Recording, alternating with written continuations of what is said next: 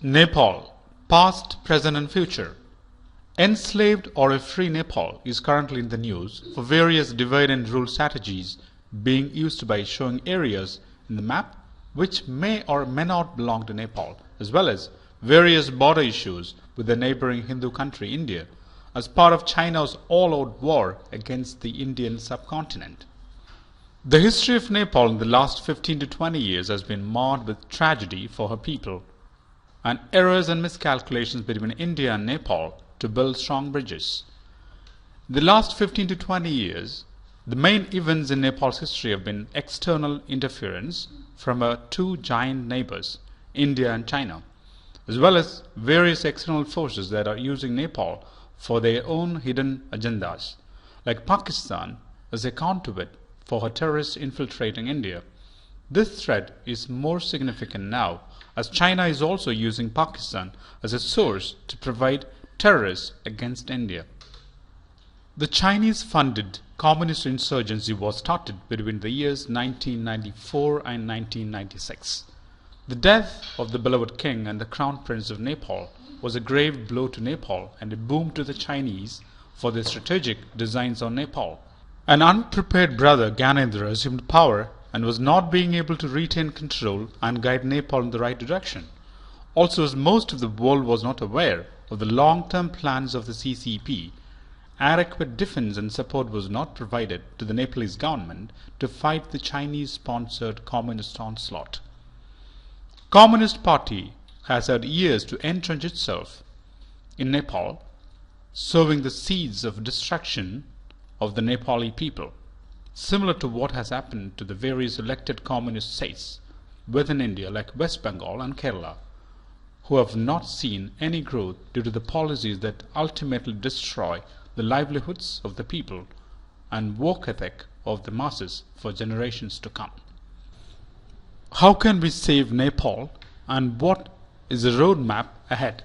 To save it from enslavement is what we are going to talk about on how India and the various well-wishers can help Nepal be a free democratic society and not enslaved by a diabolical communist foreign power. The communist insurgency was funded and started between the years 1994 and 1996 with Chinese funding and guidance as part of the long-term strategy by China to enslave Nepal, as part of the designs for the Indian subcontinent and wean it from Indian influence, also by strategically dividing Nepal to create another friend for her all-out war against the Indian subcontinent. The greatest tragedy was the death of the king and crown prince. There are many conspiracy theories of why the crown prince killed his family, or whether it was him or it was something else that happened that triggered this event. It was never adequately resolved to the satisfaction of the people, but this tragedy has laid the roadmap to ruin by opening up Nepal to foreign influences that may not be working for her best interest. After the death of the king and the crown prince of Nepal, King Gyanendra took power. He tried to hold it together fighting the insurgency which was being funded by China, but was unable to hold as the understanding of who the correct backers of this insurgency were never clearly understood. Had this been known, India or other friendly powers could have come to their aid.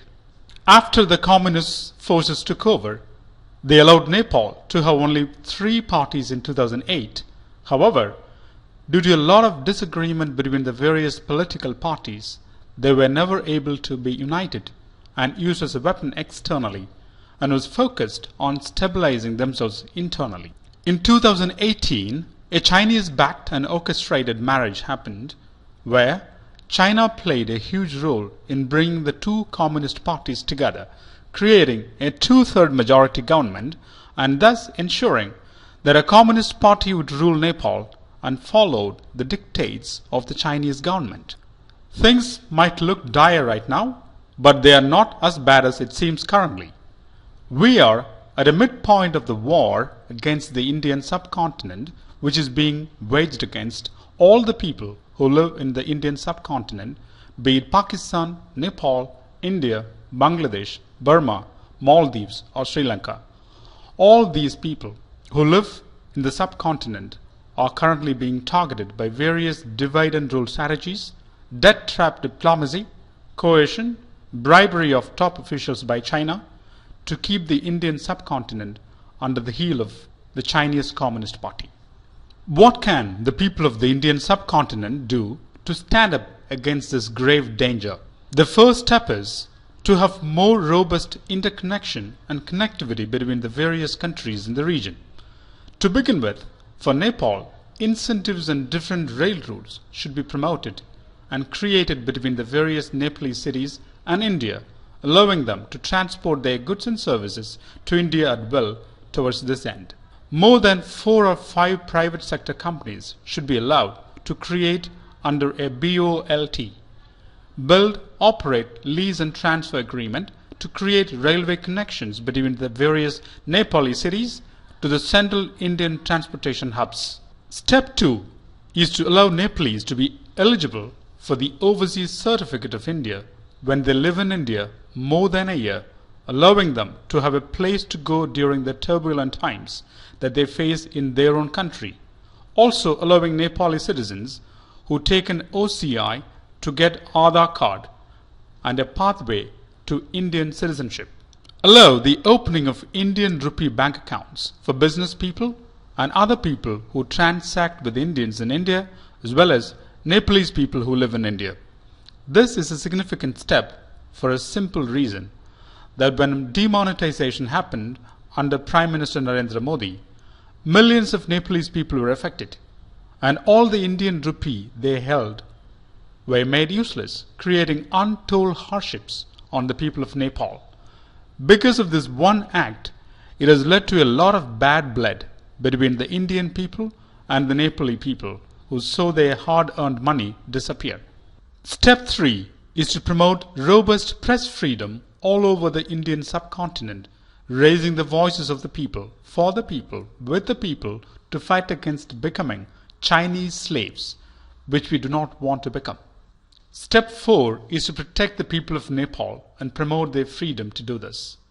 We should also develop a robust Nepalese radio or TV station, free Nepal press, and allow refugees from Nepal if they are escaping persecution from the Chinese enslaved Nepalese government, and provide support to maintain the freedom of the Nepali people from Chinese enslavement.